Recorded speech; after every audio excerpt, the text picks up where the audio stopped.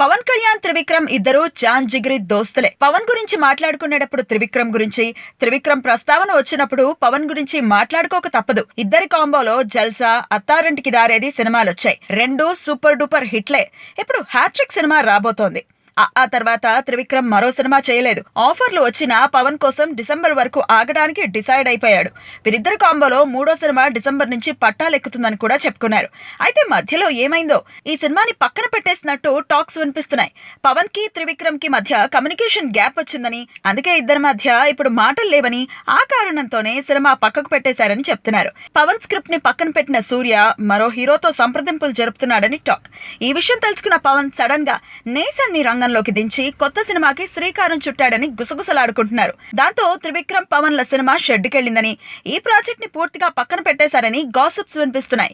ప్రాణానికి ప్రాణంగా కలిసిమెలిసి ఉండే ఈ స్నేహితుల మధ్య అంత కమ్యూనికేషన్ గ్యాప్ ఏమొచ్చిందబ్బా అంటూ పవన్ అభిమానులు ఇప్పుడు చర్చించుకుంటున్నారు. కారణం వీళ్ళిద్దరికే తెలియాలి మరి.